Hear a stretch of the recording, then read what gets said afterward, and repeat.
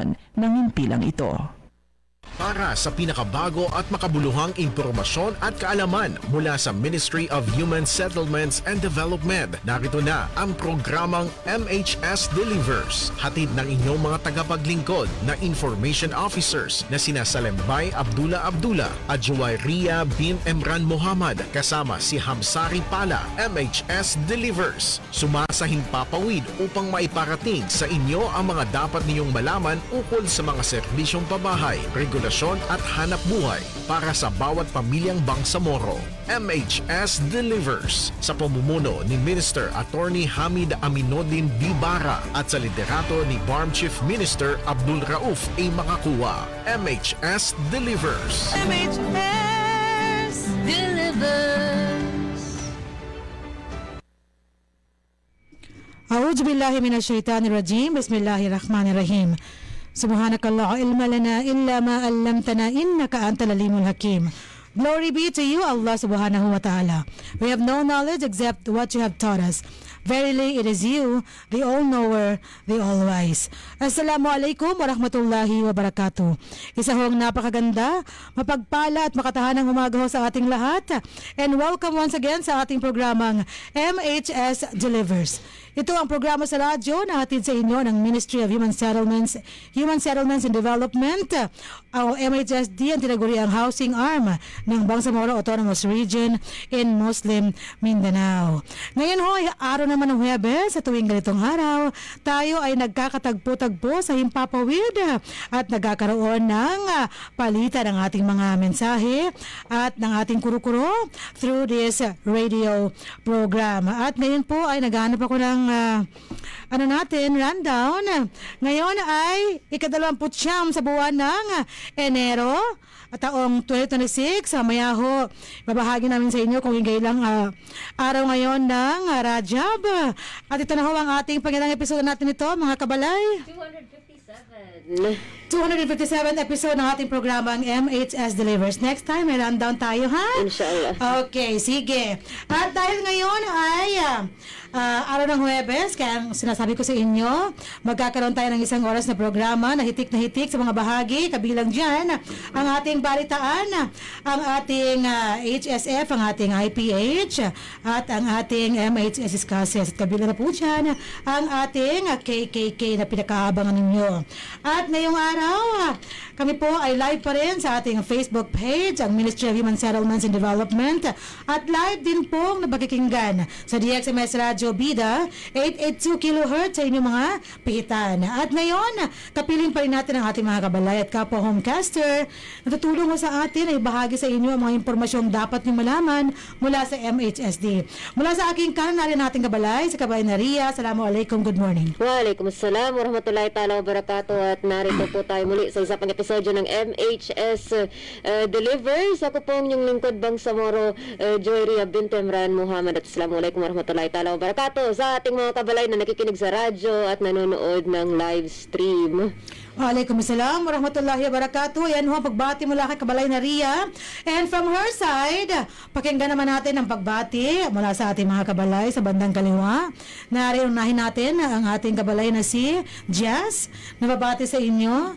Wala kang magagawa dahil nandiyan ka sa ating tapat ng ating mikropono. Kabalay na Jazz, ang iyong boses, ibahagi mo na sa iyong pagbati. Pwede ka mag-stay dyan. Wala ba siyang microphone? Okay, sige. Wala siyang camera. Assalamualaikum warahmatullahi ta'ala wabarakatuh. Isang maganda at isang makatahanang umaga po sa ating lahat. Lalong-lalo na sa ating mga manonood sa ating FB Live. Ayan, kasing ganda ni Jazz. Okay, so from Jazz, wag ka nang ngumiti-ngiti, kabalay na Hamsari. Babati naman sa inyo ang ating kabalay na si Hamsi para sa ating episode ngayon. Kabalay na Hamsi, good morning, assalamualaikum. Waalaikumsalam warahmatullahi ta'ala wabarakatuh, Ma'am Sally, at sa ating mga kabalay na kasama dito sa studio. At makataanang umaga po sa lahat ng ating mga kabalay na patuloy pa rin tumatangkilik sa ating programang MHS Delivers. At welcome po sa aming panibagong episodyo ng aming programa kung saan isang oras na naman po tayong magsasama-sama para sa mga makabuluhang talakay at mga bagong kaganapan ng aming ministeryo. At ako po ang inyong lingkod, Bangsamoro, Hamsari Pala. Ayan. Ang mga pagbati mula sa ating mga kabalay at kapwa homecaster sa Ministry of Human Settlements and Development. Ito ho ang pangkat na naghahatid sa inyo ng mga impormasyong dapat ninyong malaman, kagaya ng aking sinabi kanina ho. At kapiling natin ngayon sa ating episode, dyan sa ating technical room, ang ating mga kabalay rin, sina kabalay na Almansur at kabalay na Datunohads at kabalay na Jeffrey. Tumutulong sa atin para ho wala maging problema sa technical side para hindi kayo mabitin sa ating mga pag-uusapan ngayong araw na ito at marinig yung mabuti ang ating diskusyon sa ating episode ngayong araw. At syempre, bago tayo dumako sa iba pang bahagi ng ating episode ngayong araw, we would also like to inform everybody na ngayong unang araw ng Pebrero, February 1, 2026 is our World Hijab Day. WHD, no? Ayan. Kung saan pinapakita natin ang ating pagkakaisa sa pamamagitan ng pagsusuot natin ng belo. Ayan, belo. Hindi Vicky. Okay? Ayan ho. At malalaman natin ang mga detalye niyan sa ating episode. Next episode siguro malamang. And baka magkaroon tayo ng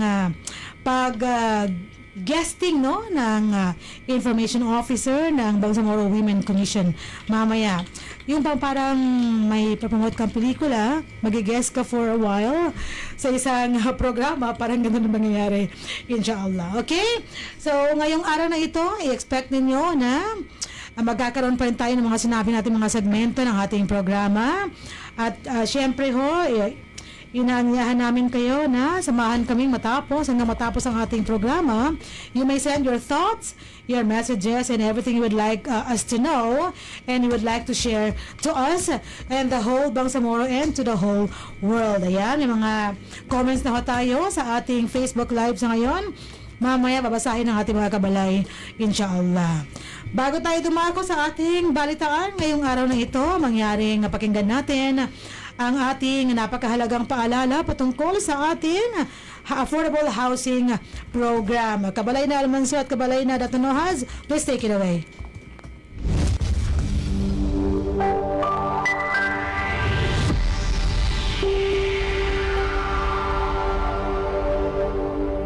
Nais niyo bang magsimula ng bagong buhay sa bagong tahanan? Lumipat sa bagong struktura at bagong komunidad? Empleyado ba kayo ng kumpanya, opisina o may matatag na hanap buhay? Narito na ang Ministry of Human Settlements and Development sa pangunguna ni Minister Attorney Hamid Aminuddin Dibara at sa suporta ni Chief Minister Abdul Rauf Sami Gambar ay makakuha ang proyektong Economic Housing Loan katulad ng mga struktura sa Phase 1 at 3 sa may Barangay Kapiton, Dato Odinsinsuat, kasama ang Phase 2 sa Barangay Samba, Dato Odinsinsuat, layunin ng Ministry pagpatuloy ang mga proyekto sa Cotabato City, Special Geographic Areas, Maguindanao del Norte at Maguindanao del Sur, pati na rin sa island provinces ng Basilan, Sulu at Tawi-Tawi. Narito ang 9 na requirements na kailangan ipasa para mag-avail ng housing loan. Una, filled out housing loan application form. Pangalawa, Certificate of Employment and Compensation notarized. Pangatlo, kung may asawa, kailangan magpasa ng marriage contract. Kung hiwalay sa asawa, kailangan magpasa ng separation papers. Kung balo naman, kailangan magpasa ng death certificate of spouse. Pang-apat, payroll o payslip. Panlima, proof of billing. Pang-anim, 2 piraso ng 1x1 ID picture. Pang-pito, photocopies ng 2 valid IDs with 3 specimen signature. Kung may asawa, 2 kopya ng IDs na may 3 signatures bawat kopya. Pang-walo, authorization letter na nagpapahintulot sa Pag-ibig Fund na imbestigahan ang beneficiary. At ang huli, pang-siyam, membership status verification slip. Para magpasa ng mga requirements o para sa mga karagdagang impormasyon, maaari kayong mag-chat sa Ministry of Human Settlements and Development, BARM Facebook page, o makipag-ugnayan sa opisina ng Ministry of Human Settlements and Development sa MHSD Regional Office, Bangsamoro Government Center, Rosary Heights 7, Cotabato City.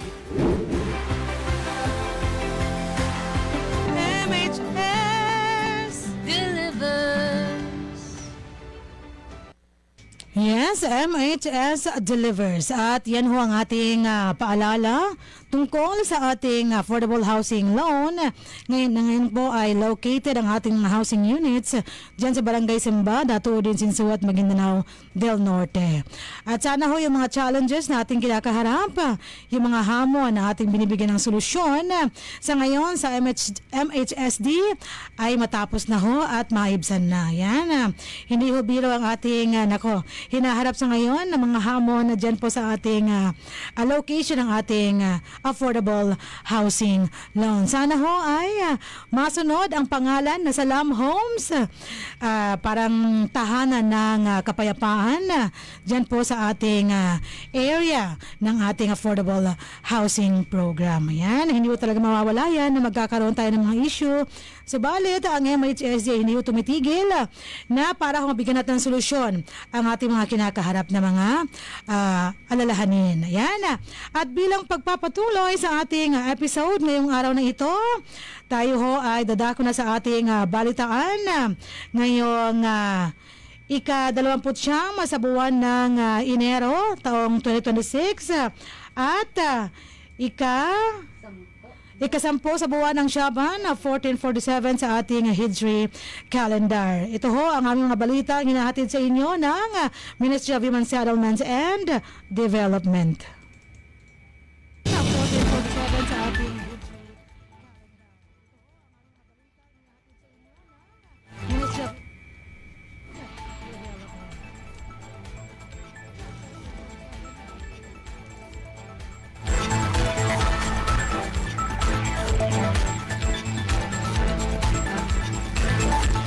ang ating headlines ngayong araw. Cotabateños nagdiwang matapos matanggap ang libreng pabahay mula sa MHSD BARM.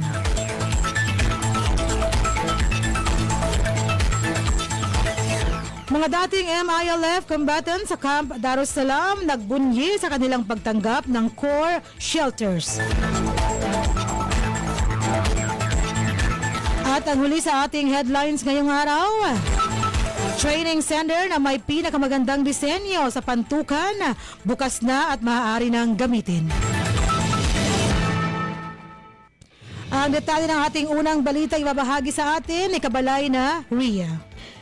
Isa na namang seremonya ng paggawad na isinagawa ng Ministry of Human Settlements and Development, ang housing arm ng BARM, ang nagbigay daan sa 50 pamilya sa Kalanganan 2, Cotabato City na matanggap na ang tulong pabahay noong ika-21 ng Enero 2026. Ilang oras lamang pagkatapos ng kick-off ceremony ng 7th Bangsamoro Foundation Day o BFD. Ang aktibidad ay bahagi ng huling yugto ng pagpapatupad ng construction of 50-unit resettlement housing project na pinunduhan sa ilalim ng General Appropriations Act of the Bangsamoro o GAAB ng pamahalang BARM sa pamamagitan ng MHSD kasama ang lokal na pamahalaan ng lungsod ng Cotabato. Ang mga opisyal mula sa MHSD, mga lokal na unit ng pamahalaan at mula sa Catholic Relief Services o CRS ay naghatid ng mga mensahe ng pagbibigay inspirasyon sa mga benepisyaryo at stakeholder.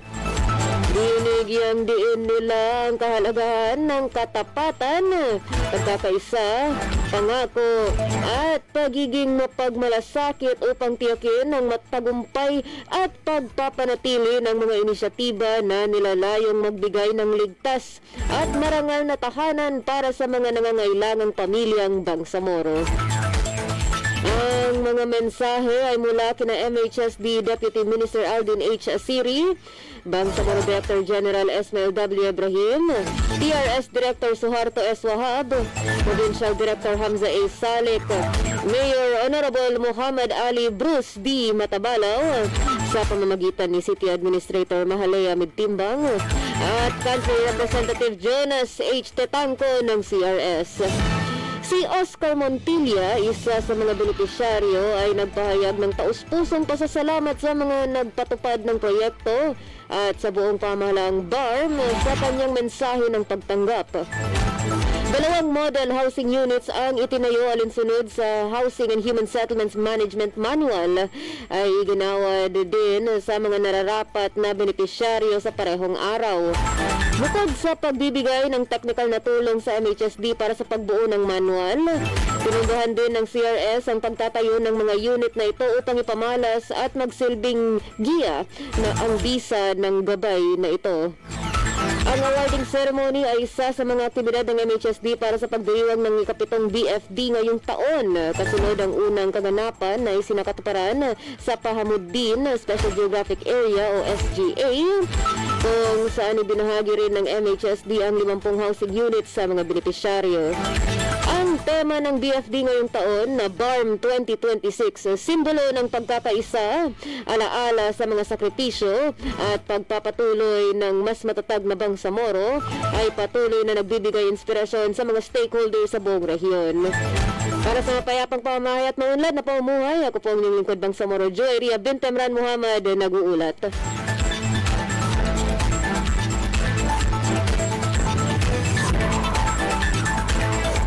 Maraming salamat, Kabalay na Ria, sa detalye ng ating unang balita. Samantala, mga dating MILF combatants sa Camp Darussalam nagbunyi sa kanilang pagtanggap ng core shelters. Natapos na ang mahabang paghihintay ng mga dating MILF combatants at kanilang mga pamilya sa Camp Darussalam, Barangay Sapot, Bayan ng Buaripuso Buntong, Lanao del Sur, nang opisyal nilang matanggap ang 50 unit ng core shelter sa awarding ceremony noong Enero 22 taong kasalukuyan. Ang proyekto ay pinandohan ng Office of the Chief Minister o OCM sa ilalim ng programang Kapayapaan sa Pamayanan o Kapyanan. Bukod sa mga tahanan, tinatag din sa nasabing komunidad ang solar-powered lights at water system. Ang aktibidad ay puno ng kagalakan at isa sa mga pangunahing tampok ng pagdiriwang ng ikapitong Bangsamoro Foundation Day o BFD ngayong 2026 ng Ministry of Human Settlements and Development o MHSD, ang housing arm ng BARM. Dumalo at naghatid ng mga mensahe ng pag-asa, suporta, paghihikayat at pangako na patuloy na maghahatid ng mga serbisyo at iba't ibang uri ng tulong sina Deputy Minister Alden Nasiri, Bangsamoro Director General Ismail Ibrahim, Chief of Staff Ajib Deodin Bara, kinatawan ni Senior Minister Abdullah Dong Kusain at mga opisyal ng lokal na pamahalaan ng barangay.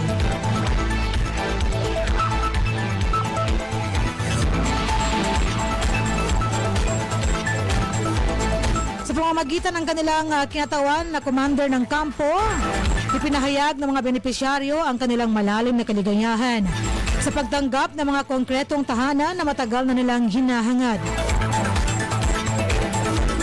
Ang pag-aayos at pagpapatupad ng awarding ceremony ay ginawa ng mga kawani ng MHSD Lanao del Sur sa pangunguna ni Provincial Director Benjamin Alangca, kaakibat ang BARM Kapyanan.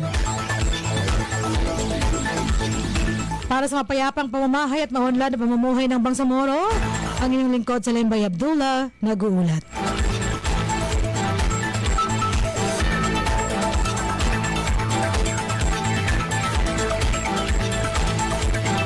At sa detalye naman ang ating huling balita ngayong araw. Training center na may pinakamagandang disenyo sa pantukan, bukas na at maaari nang gamitin. Narito si Kabalay na Hamsi. Ang turnover ceremony na ginanap noong ika-24 ng Enero taong kasalukuyan sa Barangay Bongbong, Bayan ng Pantukan, lalawigan ng Davao de Oro ay naging daan para sa pagbubukas ng pinakamagandang multipurpose training center sa komunidad na may pinahusay na disenyo at isa sa mga proyektong pinakamabilis na tapos ng Ministry of Human Settlements and Development or MHSD, ang housing arm ng BARM. Ang proyekto ay pinondohan mula sa Supplemental Transitional Development Impact Fund or TDIF 2024 at ipinagkatiwala sa MHSD ng Member of the Parliament or MP na si Honorable Attorney Randolph C. Parcasio. Ang benepisyaryo ay magsisilbing tagapangalaga ng training center ay ang Jamaah Rayyan na karamihan sa mga miyembro ay mula sa tribong Kagan sa pamumuno ni Dato Haji Adam Kasim Tom Kali na nagpahayag ng kanyang lubos na kaligayahan at pasasalamat para sa tulong na natanggap. Nagbahagi ng mga mensaheng puno ng pagpapasigla, suporta at pangako para sa ikakabuti ng komunidad ang sina Bangsamoro Director General Esmael W. Ibrahim, Director for Operation and Management Service Salim C. Dimuna, at Director for Technical and Regulatory Service Suarto S. Wahab mula sa MHST. Samantala mula naman sa mga lokal na unit ng pamahalaan, nagatid din ng katulad na mensahe sina Governor Honorable Raul G. Mabanglo ng Davao de Oro, sa pamamagitan ni Honorable Councilor Janil Andingan, Congressman ng 2nd District Honorable Leonel D. Seniza sa pamamagitan ni Chief of Staff Alfahad Bagundang, Mayor Honorable Oliver D. Seniza at Punong Barangay Honorable Ibrahim Pinute. Ipinahayag ng komunidad ng mga Muslim ng Kagan ang taos-puso nilang pasasalamat sa pamamagitan ng paggawad ng mga plake, sertipiko at pagpapahalaga at mga token sa mga opisyales ng MHST at mga lokal na pamahalahan. Ang kaganapan ay pagbabahagi or bahagi pa rin ng serye ng mga aktibidad ng paghahandog ng MHST para sa pagdiriwang ng ikapito selebrasyon ng Bangsamoro Foundation Day or BFD ngayong 2026. Na may temang BARM 2026, simbolo ng pagkakaisa, alaala sa mga sakripisyo at pagpapatuloy ng mas matatag na Bangsamoro. Para sa mapayapang pamamahay, maunlad na pamumuhay ng Bangsamoro ni Lingkod Amsari Pala nagbabalita.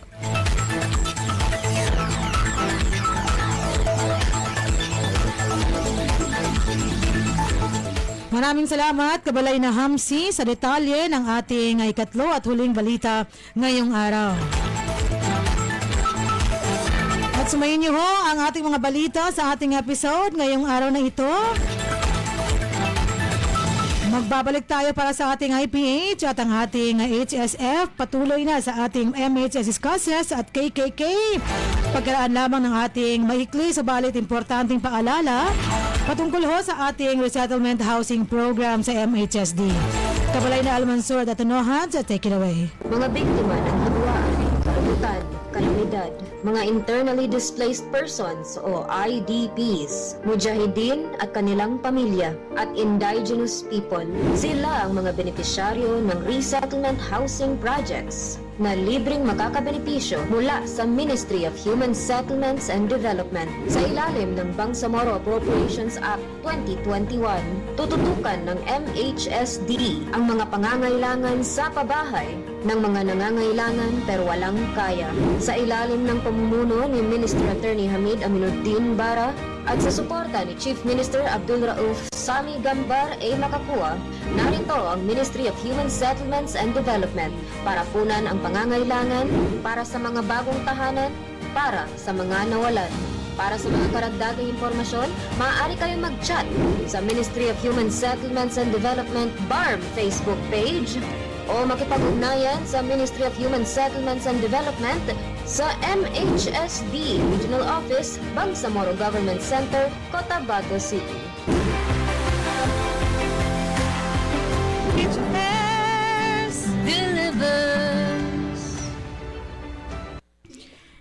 Yes, MHS delivers. At yan ho ang ating maikli.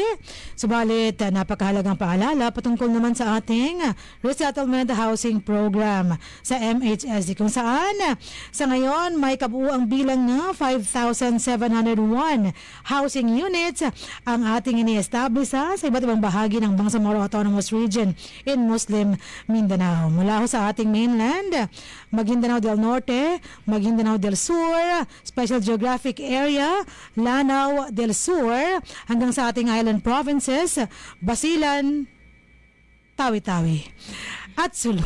Ayan po, hindi yung nawawala sa ating bilang ang probinsya ng Sulu. Ayan. At bilang pagpapatuloy ng ating programa ngayong araw na ito, again, this is our 257th episode ng ating programang MHS Delivers. Ayan, pakinggan natin kung ano nga ba ang baong trivia ng ating kabalay na si Ria sa ating IPH ngayong araw na ito. Ibahagi mo na yan sa amin, kabalay na Ria. Yes, para sa ngayong araw natin ang Local Public Transport Route Plan or LPTRP. So ito ay isang plano na nagdidetalye sa network ng ruta, mode at kinakailangang bilang ng mga unit sa bawat mode para sa paghahatid ng mga serbisyo sa pampublikong transportasyon panglupa. Ito ay inihanda ng mga local government units at inaprubahan ng Department of Transportation o LTFRB. Ang planong ito ay magsisilbing batayan ng isang komprehensibong plano sa lokal na transportation. So, bakit nga po importante ito? Kasi yun nga, isa siyang ruta ng ating transportation. Siya po ang nagdideklara ng ating mga kalsada, ng ating mga ating mga right of ways at iba pa. So, ano ang LTFRB? Ito ang Land Transportation Franchising and Regulatory Board na sila rin ang bumisita sa ating MHSD Technical and Regulatory Service para pag-usapan ang LPTRP na ibabahagi para sa ating rehiyon. At sa matapos ng usapan na iyon at inshallah magagamit po ang meeting na iyon para sa mas pag-enhance ng ating ng ating LPTRP. So paalala lang din na para ipatupad ang LPTRP, kailangan ng naaprobahang CLUP, Comprehensive Land Use Plan, at Zoning Ordinance para sigurado na naka-align po ang lahat ng plano. Kaya nga sinasabi natin, ang CLUP ang mother of all plans. Pati ang ating mga kalsada at mga ruta nasa CLUP na rin po siya. And with that, yun po ang ating segmentong impormasyong pambahay at hanap buhay. Ayan, patungkol na naman to sa ating plano ng kung paano ba ayusin ang ating mga ruta sa ating mga kalsada, kung saan daan ang tatahakin ng tricycle ni Kano at saan daan naman ang tatahakin ng motor ni Hamsari. If in case magkaroon siya ng motor, inshallah at mag-drive na siya sa ating mga kalsada. Ayan, importante po yan at dapat alam ng bawat tsuper, ng bawat driver kung saan nararapat na ruta niya. And sinabi ni Kabalay Naria kanina, ganun ka-importante magkaroon ng comprehensive land use plan. Pag pinag-usapan ang paggamit ng kalupaan sa bawat lugar, dapat ho ay well planned. Nako. At hindi rin ho magkakaroon ng bisa ang ating CLUP kung wala tayong zoning ordinance. Yun ang kanyang ngipin. Ayan. Yung mga ordinansang yan na susundin ng bawat bawat residente ng naturang lugar. Ayan. Mashallah, and congratulations sa TRS ba ang kanilang kausap ng LTFRB? Yes, mong Director Swart ang kanilang nakausap para correct. dito. Kahapon ba nangyari yan? Kahapon? Was it yesterday? Yeah. Nung panahon I think it was yesterday. Nung panahon ng mga kuhan? Parang kahapon kasi sa ating GC, of course, lahat naman ng ating mga ginagawa ay well-informed at well-shared sa ating mga kabalay sa MHS. Yes, parang kahapon ko nakita siya. Alas 4 na ito banda, so ibig sabihin baba na yung mga aftershocks. Yeah. Oo nga pala, speaking of aftershocks, Speaking of aftershocks, Oo, baka meron kayong gustong i-share sa ating mga kabalay na nanonood sa atin ngayong araw na ito, nakikinig sa ating programang MHS Delivers. Kahapon, nakailan tayo aftershocks? I was like, ano ba yung send nila sa GC? Based sa counting natin, Ma'am Sally, kung ano lang yung naramdaman natin is nasa 6 or 7. Yes, 6 or 7. Pero based sa Based naman po sa record, record is nasa 9 po or 10. Nasa 8, siyam. 9, 10, 11, 12, 13, Ng Feebox? 14, 15, 16, 17, 18, 19, 20. Yung sa GC Cavalry, pero Yes. walang tamang yan. Yes. yan ha? This is from Feebox. 9 base sa record ng Feebox, and they are using some gadgets Yes. na talaga pong precise ang pagkuha ng pagyanig sa lugar kung saan mayroong ganito paglindol. Ayan. Ang maibabahagi natin, ang magiging payo natin is that lagi po tayo mag-ingat at laging alamin ang tamang impormasyon kung paano ba natin, anong dapat gawin para ma-ensure natin ang ating kaligtasan during this mga happening sa ating lugar na, okay? And of course, ano bang yung takeaway sa ating mga ginagawa, mga drill sa MHSD Kabalay na Hamsi, anong gagawin? Yes, Pag Ma'am Sally. nakaramdam ka? Yes, Ma'am Sally. At parati po nilang sinasabi is pag-usapan na ba natin sa safety? Mamaya pala, sige. Tamang-tama ating transition, no? Gusto ko lang sabihin sa ating kabalay na si Hamsi, Malalaman nila. huwag maghanap ng kape. During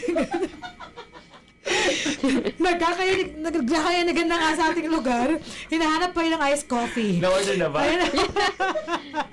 Kahapon, salamat nga pala sponsor ng iced coffee kahapon, ha? Na-enjoy ko yun habang naglalakad. At pupunta ako sa aking anak para sunduin. Kahapon, mashallah, alhamdulillah, for all the blessings and all these sources of our good feeling. Despite all these challenges na kinakaharap natin, nariyan pa yung mga magaganda nangyayari sa ating buhay. At dapat, hindi lang ho tayo mag-grieve or problema or malungkot sa mga hindi masyado kanais-nais na mga pangyayari. Subalit, i-appreciate din natin yung mga nangyayaring maganda sa ating buhay. Katulad ng ating kakayahan ng ngumiti at tumawa.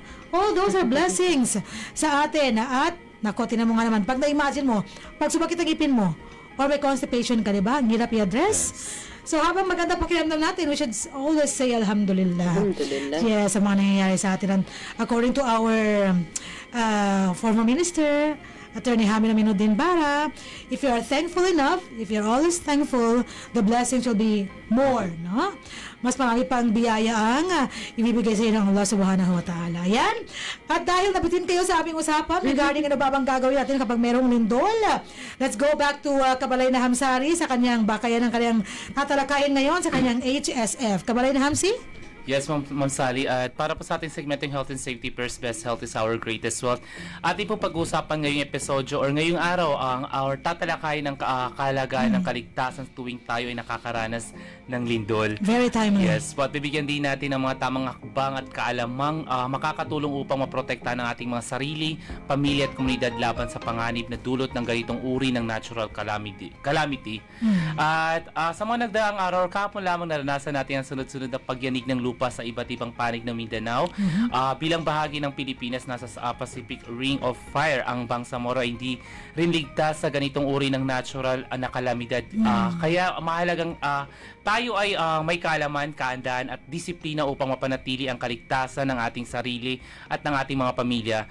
Yes, Ma'am Sally, at ayon po sa PBOX, ayon po sa datos nila, yumanig ang mga lindol sa dagat malapit sa Kalamansig, Sultan Kudarat nung Miyerkules or kahapon po. Sultan Kudarat Province. Yes, no? Ma'am Yes. Sally. At ang pinakamalakas na lindol ay may lakas na magnitude 5.9 na naitala bandang 2:46 PM. Ito na yung naramdaman natin Ito na sa yung naramdaman office. natin sa opisina. Yes po. Ito na yung pinakamalakas daw kahapon. Okay. Nasa around 5.6 magnitude po ito. At 5.9. 5.9 Yeah, 5.9 magnitude po, around 2:46 PM. At ito yung, sa lahat ng lindol, ito yung naramdaman ko. At nararamdaman ng intensity 5 sa Kalamansig at Libak, Sultan Kudarat. Intensity 3 naman sa Malungon, Sarangani. Sa lungsod ng Coronadal, Norala, Santo Niño, Tampakan, Tantangan at Tupi, South Cotabato, Esperanza, Sultan Kudarat.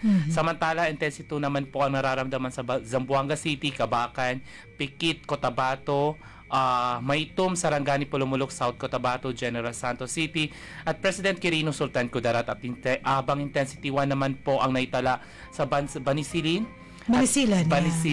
at lungsod ng Kidapawan sa Cotabato at Muntik ng penicillin. Okay. Pupunta na tayo sa gamot. At Maasim, Sarangani. Bagong narito mga mahalagang tips or dapat nating tandaan kapag bago ang lindol, maghanda tayo, siguradong matibay ang ating mga tanan o kapaligiran at maayos ang mga mabibigat na gamit sa ating mga bahay. Alamin ang ligtas na lugar sa loob ng bahay, maganda ng emergency go bag na may tubig, pagkain, flashlight at first aid kit at turuan ang buong pamilya ng tamang hakbang sa oras ng lindol. At habang lumilindol manatiling kalmado at sundin ang duck, cover and hold. Ito na habang sumisigaw si Sir Sid Kapon. Yeah, At that's right. imuko at magtago sa ilalim ng matibay na mesa at umawak ng may lumayo sa bintana na babasagin at may mga bagay na maaaring bumagsak sa atin. Kung nasa labas naman po tayo, pumunta tayo sa bukas na lugar na malayo sa gusali, poste at puno na maaaring matumba. Yun. At yes, Ma'am Sally. At pagkatapos naman po ng lindol, mag-ingat sa mga aftershocks. Suriin ang ating mga sarili at ating pamilya kung may sugat. Agad na bigyan ng first aid. At iwasan ng mga sirang gusali at makinig sa mga adbiso ng local na pamahalaan at disaster response response teams. Kung may pinsala naman po agad na umingi ng tulong. At mga kabangsamoro, ang kaligtasan ay pananagutan natin sa lahat, sa kaalaman at kahandaan maiwasan ang mas malaking panganib. Tandaan, handa ngayon, ligtas bukas. At yan po ating maikling segmentong Health and Safety First. Best health is our greatest wealth. Masya, alhamdulillah. Yan ang ating HSF para sa episode na ito ngayong araw. At patungkol ho yan sa anong dapat natin gawin before, during and after earthquake. Kaya ng paglindol sa ating lugar. Hindi umorder ng kape. Oo, nako. Safety first ang lagi nating tandaan. Bago man alalahanin ang lahat ng mga bagay-bagay sa ating paligid, ang sarili muna natin. Wala akong magagawang kape kapag napektuhan tayo ng anumang pinsalang mangyayari dulot ng paglindol. Tawang-tawa ko kahapon, no? Sige, pero maganda pa rin yun dahil yan po ay nakakawala ng ating panic, di ba? Huwag tayo magpanic at dapat always a presence of mind ang meron sa atin sa mga ganitong pagkakataon. Dahil kapag nagpanic tayo, hindi na natin alam ang gagawin nating tama, no? Kaya dapat talaga very, composed pa rin tayo sa panahon ng mga ganitong mga hindi inaasahan. May gusto ko sabihin kanina, nakalimutan ko na naman. Ayan. Ano ba yung gusto kong sabihin sa inyo? Nakalimutan ko? Sige, share ko na lang pag Baka maalala din ng sali after ng talakayan. After ng talakayan natin. At syempre, ngayong araw, kabalay na Ria, kabalay na Hamsi, ano ba ang ating topiko sa ating MHS discusses? Maya-maya marinig po natin ang ating kabalay mula sa Human Settlements Adjudication Commission o HSAC. Mismong si Commissioner Attorney John Christopher T. Muhammad ang ating kasama para pag-usapan ang real estate rights. So para malaman natin kung ano nga ba itong HSAC at paano sila nagiging otoridad sa itong real estate rights nito, pakinggan natin sa ating MHS Discusses. Assalamualaikum warahmatullahi ta'ala wabarakatuh at narito po tayo muli sa isa pang segmento ng MHS Delivers, ang ating MHS Discusses para talakayin kung ano po ba ang ating real estate rights. Kasama natin ang walang iba kundi si Commissioner Attorney John Tanjili Muhammad para sa ipakilala sa atin ang HSAC. Ano nga ba itong HSAC nito at ang kanilang concern para sa ating at kanilang assistance para sa ating real estate rights, malalaman natin sa episode ngayong araw na ito. Pero before that, Sir Attorney, musta po kayo ngayong araw na ito? Yeah, assalamualaikum. Okay naman. And excited at papasalamat at napaunlakan nyo kami, na-invite nyo kami dito sa programa nyo. Yes, of course.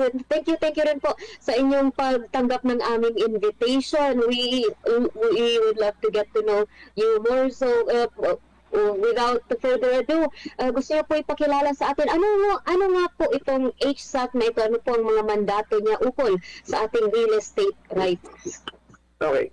Ang Human Settlements Adjudication Commission, o mas kilalang HSAC, ito ay na-create by virtue of Republic Act 11201 that it was enacted in 2019. Bago lang. So bago lang siya. Kung matatandaan nyo po, dati meron tayong HLURB na office before. Then meron din tayong HUDC, yung Coordinating Council ng lahat ng housing sector. So by virtue of RA 11201, yung function ng HUDC at saka function ng HLURB, na-merge siya. So yung monitoring, regulatory, kung saan tayo kumukuha ng mga license to sell, at pati yung mga policy making function, yun na po yung nailipat doon sa newly created office, which is the Department of Human Settlements and Urban Development. Ngayon, yung function naman ng HLURB pagdating sa adjudication, here na mga kaso, nailipat yon at ginawa yung bagong office din na Human Settlements Adjudication Commission. So, in short, yung RA 11201 created two offices, which is the Department of Human Settlement and Urban Development and the Human Settlements Adjudication Commission. Ngayon, ano po yung kaibahan ng dalawa? siguro mas familiar yung mga tagapakinig natin kung ano yung Department of Labor and Employment at ano yung National Labor Relations Commission, di ba? Okay. So yung nagsiset ng mga policies, guidelines is the Department of Labor and Employment when it comes to labor rights, no? Labor rights, employment, and all other things, no? Pero kung meron tayong, nagpa-file na tayo ng kaso pagdating sa mga violation ng mga karapatan ng manggagawa, doon natin nilalodge ngayon ang kaso sa National Labor Relations Commission. So ganun po yung set up ang DSUD and the HSAC. Yung DSUD po yung nagsiset ng policies and guidelines sa state. Kung meron namang mga violations, paglabag sa mga policies at batas sa real estate, kaso doon po ifa-file sa Human Settlements Adjudication Commission, which is, yun po yung opisina namin. Oh, and meron po kayong mga provincial offices or are you a regional, nasa national body lang po ang office niyo? Yes po. Sa ngayon, ako'y parte ng Commission and Bank. There are 5 commissioners enjoying a 6-year fixed term as appointed by the President. We handle cases on appeal. Yung inaapila na kaso, galing sa desisyon naman ng mga kaso namin sa regional arbitration branches namin, which is all over the region. Meron kami RAB offices. Alright. Mabigat-bigat yung 5 commissioners for the entire nation. Yes. With that, ano po ang what is the scope ng ating HSAC tungkol doon sa tungkol sa kanilang mga nare-receive ng mga kumbaga kaso. Kumbaga, so, ano po ang average ng mga kumbaga na re-receive ninyong mga concerns mula sa ating mga kababayan, mula sa ating mga kabalay? Alam sister, no, sa simula, konti pa lang kasi ang daming taong bumibili ng mga lupa, bumibili ng mga condominium, subdivision lot, hindi nila alam kung ano yung mga karapatan nila bilang mamimili. No? Pero lahat naman yan nakasaad sa batas. Meron tayong PD 957 o the Subdivision Condominium Buyers Protective Decree. Meron din tayong RA 9904 which is the Magna Carta for Homeowners and Homeowners Association. Ang iba may bahay subdivision, hindi nila alam anong karapatan ko bilang may-ari ng bahay subdivision. Or bumili ako ng condominium, hindi ko na nabayaran, ano pa yung karapatan ko under the Maceda law? Mayroon ba akong reimbursement na matatanggap? Mayroon ba akong makukuha o hindi? Binentahan ako ng subdivision, sinabi ito yung mga amenities. Yung pala sa actual, hindi na ibigay. Anong karapatan ko? Dahil pwede ba akong magreklamo? Yun po yung mga batas na saklaw namin. At kung maikwento ko lang sa iyo, I think in November, I was invited by the domestic Department of Health Workers. No? Andun tayo sa sumama kami sa kanila during the OFW caravan kasi marami sa mga kapatid natin OFWs, actually mga kapatid natin na Muslim na nagtatrabaho sa Saudi, na andun sila nagtatrabaho, pinagdali yung pera, hindi na may mga developers pumupunta doon, nagka-caravan about subdivision. Eh yung mga pinaghirapan na pera, ini-invest nila kasi syempre gusto naman pag-uwi, kahit paano may makitang ito yung remembrance ng pagtatrabaho ko abroad, may sariling bahay. Tapos pagbalik, walang bahay na kita, walang hindi na deliver ng subdivision. Ngayon, ang nakakaawa, hindi nila alam kung anong gagawin. Kaya ginrab namin yung opportunity, pumunta kami, inorient namin sila, tinuruan kung ano po yung pwede nilang gawin, ano yung mga karapatan nila at paano mag-file ng kaso before HSAC. Okay, so it's more of an educational approach. Hindi kayo nag-provide ng mismo mga lawyers or hindi kayo mismo yung nag-defend sa kanila sa korte kapag balak nila magsampa ng kaso? Yun. Hindi, kasi yung HSAC is parang korte. So yung mga adjudicator namin sa baba, parang RTC judge, sila yung nag-hear ng kaso. Kami rin sa commission level, parang court of appeals na yung kaso mo, iaangat sa amin, kami yung magdi-decide kung inaapilan nyo yung kaso nyo sa baba. Hindi kami yung naglo-lawyer sa kanila, pero ang kagandahan dito sa proseso ng HSAC, hindi mo kailangan ng abogado kung magpa-file ka ng kaso. In fact, ang ginawa namin para mas maging accessible kami sa public, kung bibisitahin lang ng tao yung website namin, yung website ng Human Settlements Adjudication Commission, may makikita ka doon na i-click mo sa resources, yung complaint form pwede mong i-download. Da-download mo lang. May babayaran ng mga filing fee kung magpa-file ka ng kaso, pero para matulungan ka, meron din kaming calculator doon. Pag ito yung hinihingi mo, itong refund mo, magkano yung filing fees, which is very minimal, andun lahat. Then when you file case, hindi mo na kailangan ng abogado. Paano lang yung affidavit and everything, then pwede na mag-proceed yung kaso. Okay. Ano po ang, kumbaga, usual na regions na pupunta sa inyo? Like, posible ba kapag taga-BARM mag-fill out nun, kailangan pa ba niya mag-travel all the way to the closest office to resolve the case? Ito kapatid yung isang problema natin kasi 'di ba ongoing pa din naman yung synchronization ng pag-transfer ng mga function ng national government into the BARM, and I think there's a committee before was headed by DED Secretary Amina Pangadaman na pinag-usapan kung ano pa yung functions sa national na wala sa ministry, and I think yung human settlement adjudication hindi pa na-devolve Wala pa. so, sa level ng BARM.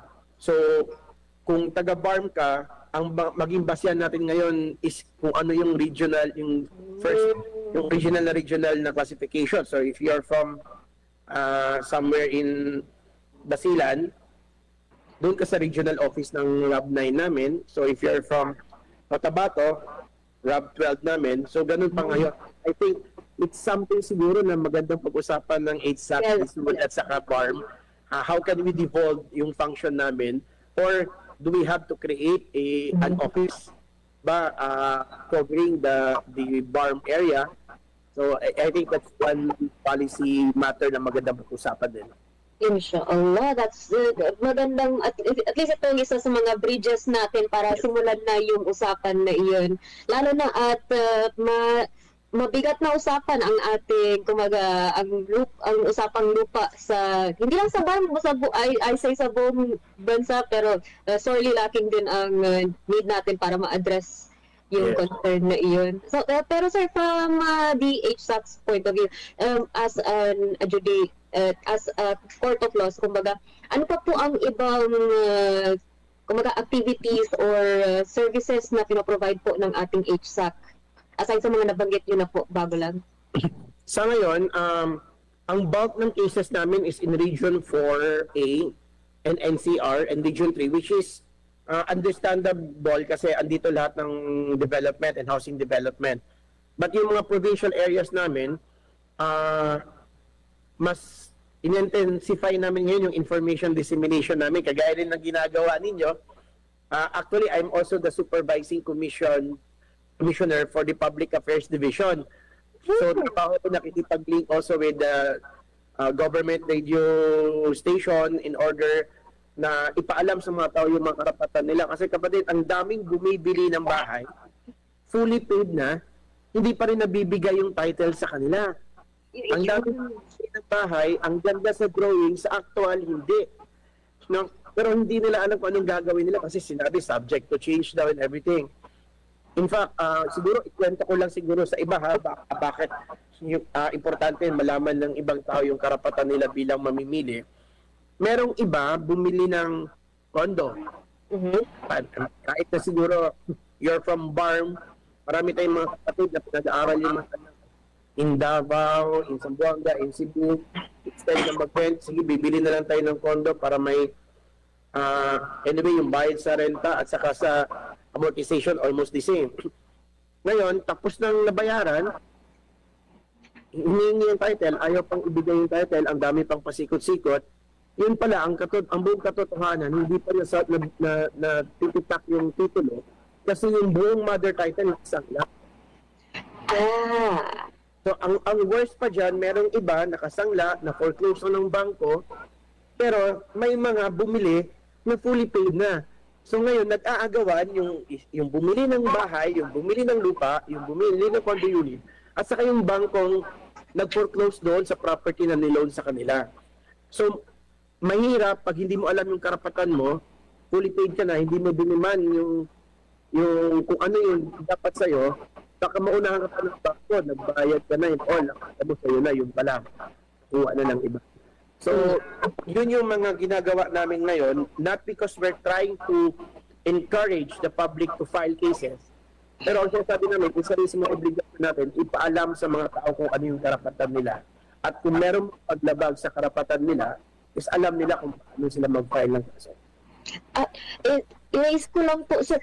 Para sa mas uninitiated, paano po kayo na-differentiate sa agrarian reform ng, kumbaga, ng DAR? Like, hindi po may concerns din sila sa lupa, usually sa kanilang scope? Paano Yung po? sa agrarian reform kasi is limited only doon sa mga tenant, diba yung landowner and tenants relationship, at saka kung ano yung mga property subject to agrarian reform.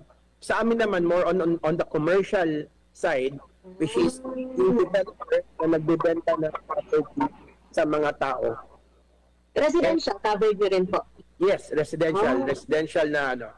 So, pero hindi lang yan yung isa sa mga kaso namin. Kasi kung titingnan yung mga kaso namin, that's just part of it, yung buyer-developer na aspeto.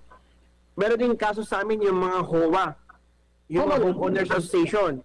Kasi di ba merong mga election din ng mga homeowners association sa mga subdivision. So, yung mga yung outcome ng election, pag merong mga reklamo, kami rin yung nag-hear. Sa amin din kini-question yung validity ng election, validity ng appointment. So, sa amin din yun, yung HOA. Isa pa dyan yung sa local zoning board. Diba, merong mga magpapatayo ng mga negosyo, humingi ng reclassification, ng zoning. Dati-rati, pag ano na yung decision ng local government unit or the local zoning board, yun na yung final decision. But ngayon, under RA 11201, yung decision ng local zoning board is appealable direct to the commission. So kung hindi sila kontento sa akuan ng LGU, pwede pa nila iakyat sa HSAC. Amen, yung decision pagdating doon sa zoning. And may nagkaroon na ba ng pangyayari na hindi pa rin sila kontento sa decision ng HSAC? May isa pa silang inakyatan. Okay, ito ngayon yung kapatid yung difference. Yung panahon dati ng HLURB pa, pag hindi ka masaya sa decision ng HLURB, i-apela mo sa Office of the President. No? Ngayon, sa HSAC, since ang HSAC now is a quasi-judicial agency, kapag natalo ka sa HSAC na RAB, akyat mo sa amin sa level ng komisyon. Pag natalo ka sa komisyon ngayon, i-apela mo na yung kaso mo doon sa Court of Appeals. Then from Court of Appeals to Supreme Court. Ngayon, baka sabihin ng iba, ang haba pala ng proseso. Ngayon, ang kagandahan ngayon, may DOJ opinion pa na nilabas, ang desisyon ng komisyon, yung sa amin, is immediately executory. So kung anong desisyon namin, kahit pa yung natalo matapil sa CA, pwede mo lang i-execute yung panalo mo unless mag-secure sila ng TRO from the Court of Appeal. So, mabilis na siya ngayon, hindi mo na kailangan antayin, marisolta sa CA o sa Supreme Court. Pwede mo nang ipa-execute unless may makuha silang TRO. Sa nabanggit niyo pong proseso na yun, hindi siya libre. Mabigat na perang hinuhulog para dyan kapag balak nila yakyat hanggang sa Supreme Court. Doon kasi kailangan na nila ng abogado. Sa amin, hindi. At saka ang kagandahan din sa proseso sa amin sa early stage sa RAB, pag nag-complain ka, isusupina yung other party to file their answer, binibigyan pa rin ng opportunity in both parties na mag-usap kung pwedeng masettle amicably. So kung hindi masettle amicably, magsasabit ng position paper, then may 90 or 120 days yung adjudicator na maglalabas ng decision. Pag yun din dumating sa amin, meron din kami 120 days to rule on that. So, ang nangyari lang, na-create kami para mapabilis yung proseso. Yung sa CA at sa Supreme Court, hindi na natin kontrolado yon. Pero, pag ilalagay mo sa regular court yung kaso, baka mas tumagal kasi hindi naman sa mabagal ang regular court, sobrang dami lang talaga ng kaso doon sa regular court. In fact, may isang kaso nga na inilabas yung Supreme Court bago lang sa kadungog na case, sinabi nila, if ang issue is contractual obligation arising from real estate contract, ang may jurisdiction is exact, hindi na sa regular na court, hindi ka na sa RTC, sa amin. So, mahaba ba yung proseso? Pag umabot siguro ng Supreme Court, oo. Pero sa level ng HSAC, susubukan namin na mapabilis. In fact, dati medyo matagal-tagal pero inaayos namin. May bago kaming rules na binilisan namin, pati yung execution. Ngayon, nag-request kami sa DBN for additional sheriff para yung panalo sa papel, hindi panalo sa papel lang, maging panalo na talaga sa actual na ma-execute yung kaso. So yun yung mga bagay na ginagawa natin para dama ng public yung presence ng Human Settlements Adjudication Commission. Alright, curious lang po, sir. Since sa conception ng HSAC, 2009, I believe yung sinabi niya? May kaso ba kayo? 2019, may kaso ba kayo na tumagal years? Like hanggang ngayon hindi pa rin resolve, ganun siya ka-komplikado na sitwasyon? Ang mahirap dyan, hindi kasi namin monitor kung nag-appeal sila sa Supreme Court. Pero may mga kaso kaming monitor na dinesisyonan ko, yung penal decision, after 1 year, may lumabas na decision from CA, from Court of Appeals. So hindi ko na alam kung aakit na ng Supreme Court, no? Pero other than that, mas marami yung mga kasong na-implement kaagad after sa level namin. Kasi for example, yung awayan ng mga homeowners association, election, tinatry namin tapusin kaagad ng ilang buwan lang yung desisyonan yung kaso nila. Kasi ang hirap naman na patagalin mo pa ng more than 1 year, baka nag-election na ulit, moot and academic na yung kaso. So, as much as possible, binibilisan namin, marami rin mga kaso na malaking panalo ang ibinigay namin sa mga buyers at sa developer. So, ginagawa ng mga ibang developer kaysa umapila pa, nakipag-settle na lang doon sa mga buyers. Which is, for us, it's a win also for the buyers na kahit papano, nabawi nila yung pera nila, nakuha nila kung ano yung gusto nila, at nakuha nila kung ano dapat yung para dapat sa kanila. Good to know na talagang nasa consideration din talaga ng HSAC yung perspective ng taong involved na as much as possible expedited siya at hindi pahirapan na yung both parties regardless. But with that, I believe na this was a great introduction to HSAC. Marami po kaming natutunan at nakilala po natin ko ang importance at ang ating mandates. And inshallah, this will open conversation on bringing HSAC to the bar at some capacity at least. Pero bago po namin kayo pakawalan, sir, sa interview natin ngayong araw na ito, pwede po kami makahingi ng closing message para sa ating mga kabalay na nakikinig sa radyo o nanonood ng live stream. Again, muli, sukran sa pag-imbita sa amin at bilang isang Moro rin, it would be an honor on my part also to share our yung konsepto ng Human Settlements Adjudication Commission sa mga kapatid natin sa BARM. I have relatives also na nasa BARM pa, no,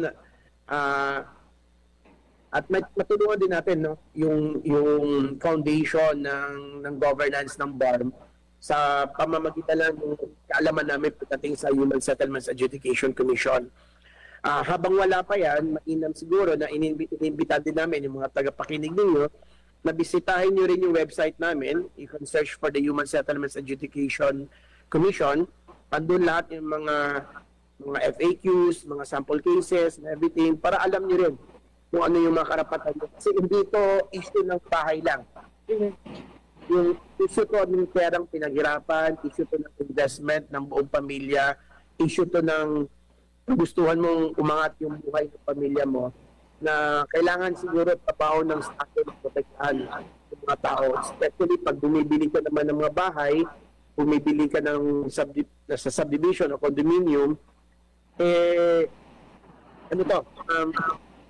wala kang habol No, pag pipirma ka lang ng kontrata, hindi ka naman pwede makipag-negotiate.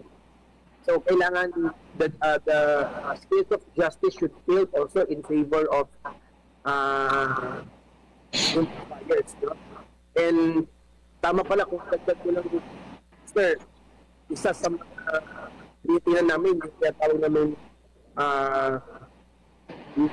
mga practices ng mga real estate na nakasama din sa mga buyers natin. And alhamdulillah, no, nilagay ako ng Allah subhanahu wa ta'ala sa posisyon nito. Kung ma-share ko lang, nung kabataan ko, nangarap din ako magkaroon ng bahay sa subdivision, pero dahil sa isa akong Muslim, hindi decline ako kahit may pera ako. No, so, ito yung mga katotohanan na kinakaharap ng mga kabataan during our time. And it's a good thing na andun tayo ngayon sa posisyon na pwede nating pigilan yung mga ganyang bagay pag meron tayong mga kapatid na kumpleto naman lahat ng dokumento, pero dahil lang sa pagiging Muslim ay hindi pinagbigyan, pwede nating tutukan din yung mga issue yan. No?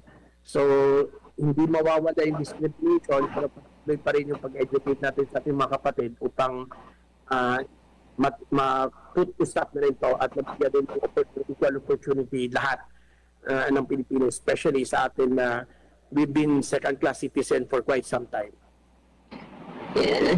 Again, maraming salamat at nabigyan ako ng pagkataon also na i-share yung office namin sa inyo. Opo, amin. And with that, yun po ang ating MHS discussion. Shukran po, Attorney Jan. Apuan. Sa HSAC sa kanilang pagtanggap ng aming invite at syukran po sa ating mga kabalay na nakikinig sa radyo at nanonood ng live stream. Ito po ang ating MHS Discusses segment. Ako po ang inyong lingkod Bangsamoro Joy Ria Bintemran Muhammad. Assalamualaikum warahmatullahi ta'ala wabarakatuh.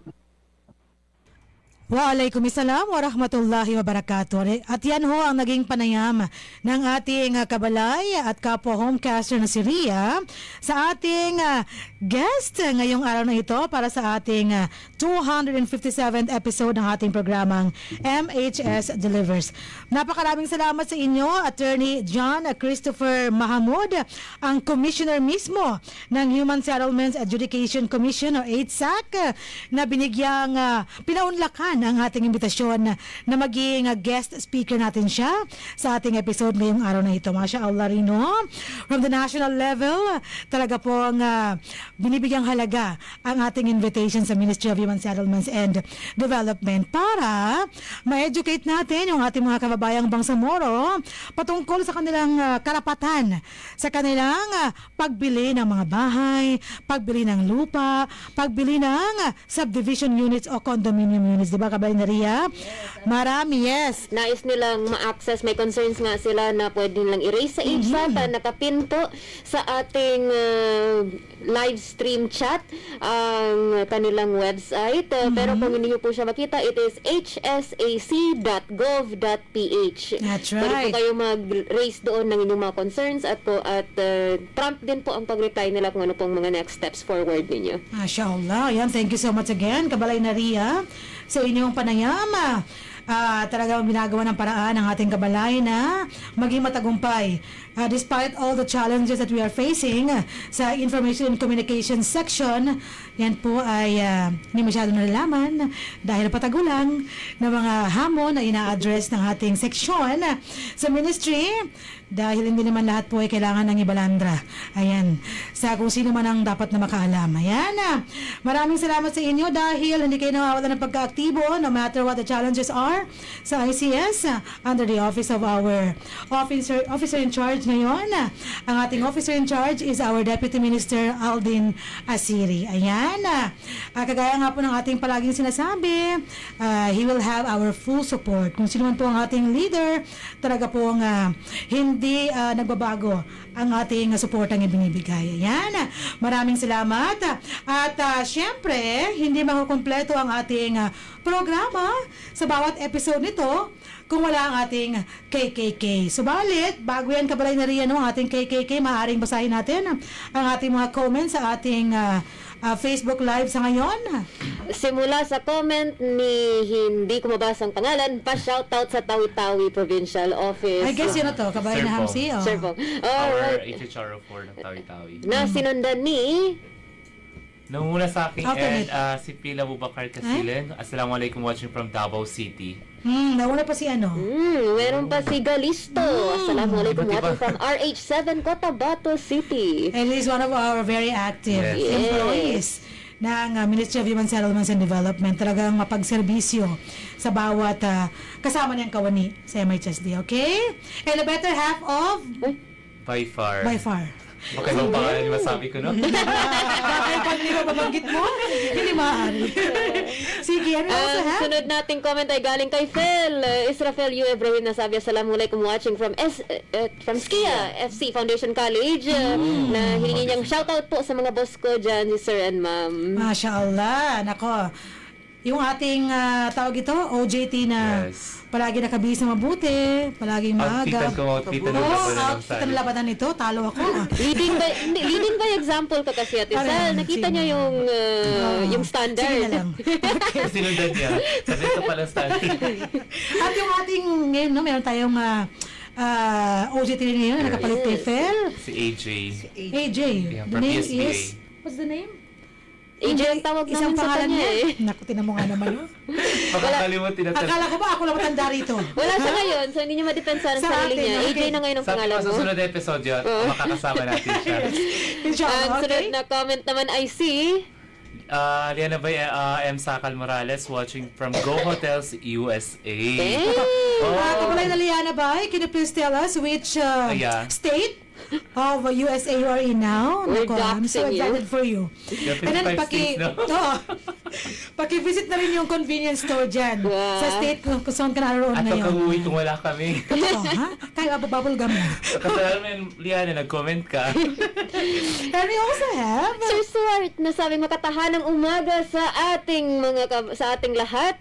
Etong ating director for For Technical and Regulatory Service, Suharto Wahab, nung nangyari sa Pantukan on the spot. Parati On na the siya spot, na-ambush. opening remarks namin si... Yun ba yung post niya? Gusto lang niya mag-enjoy at umupost para pinapanood yung mga top management natin. Yung pala siya yung una. Yan, una. Masya Allah, hindi talaga sumusurrender, no? Itong ating director ng TRS. At meron pa siyang pa-acronym, Yes. on the spot, Pantukan. Ha? Memorize ko muna. On the spot yun. Pamahalaang tumutugon sa pangangailangan Wow. ng nayon. Ay, Wow. Yeah. Pantukan, no? Mga ganon. Sige. Diba talaga ating director? Oo. And of course, ganon din ka ang ating Director 2 for Operations and Management Service. Mamaya meron siyang chat sa baba. And we also have sa ating mga comments si... Ma'am Muslima kayo sa mga ating engineer. Assalamualaikum mga kabalay watching. From a distance, The Queen the Mother. world looks blue and green. Ay, hindi po. Blue lang pa. Sa akin yung blue. Okay. And we also have the deer heads. The deer heads, the stressor. Ang walang kapagurang nating internal planning officer. Yes. Yung tipong pupunta sa bahay ni DJ para Akala mo pipikil ball. akala mo pickleball, yun pala Bibigyan ng follow up. meeting. Para lang magkaroon ng mga alalahanin na dapat niyang maresolba. Ganun po ang commitment at sinasabi, ha? Hindi pinababayaan ng mga trabaho na nakatenga at nakaka-apekto sa efficiency ng ating opisina. And we also have, ako na to. Ang ating Director 2 for Operations and Management Service, Sir Salem de Muna ang sabi, Assalamualaikum warahmatullahi wabarakatuh, sa ICS na walang kapaguran na sa pag-i-ere ng mga information na kinakailangan malaman ng Bangsamoro. Thank you so much, sir, for the appreciation. And thank you so much for the push sa ating seksyon na mas pagtibayin pa ang pagtasagawa ng kanilang bawat tungkulin. At ito talaga, lahat ng mga mensahe doon sa ating turnover ceremony in Pantukan, Davao de Oro, appreciated na si Sir Dems. Di ba? Yes, Kabalay na lahat Hamsin. na nabibigyan ng message of support. Narinig mo kung paano na hinown yung isang chief of staff Yes. ng ating congressman. Mashallah, alhamdulillah. Tinan mo pag Inspirasyon na binibigay ng ating director. Pag nakabahagi ka ng magandang motivation sa bawat isa, tumatatak yan, okay? And we also have, Last but not the least, Okasha Bara ang sabi, salam po sa inyong lahat. okay, mashallah.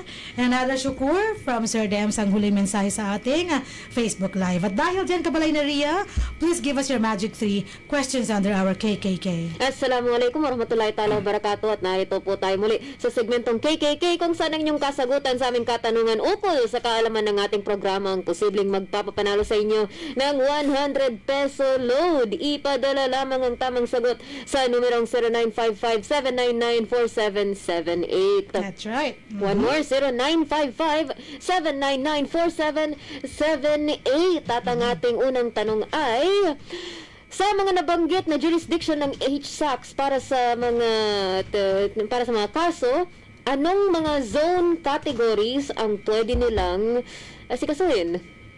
So may iba't ibang klaseng zone categories na base sa ating zoning ordinances. Magbigay lamang ng isa under the jurisdiction ng HSAC. Isa, hindi maaaring kalahati.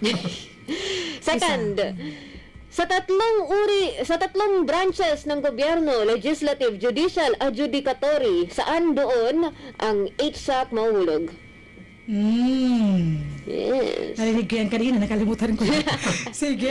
Ulit, legislative, judicial, adjudicatory, saan doon sa tatlo hulog ang HSAC? Parang may magkatulad na nun. Sige, okay. And ang Next. third question, sa pangalan ng HSAC, ano ang kahulugan ng HS?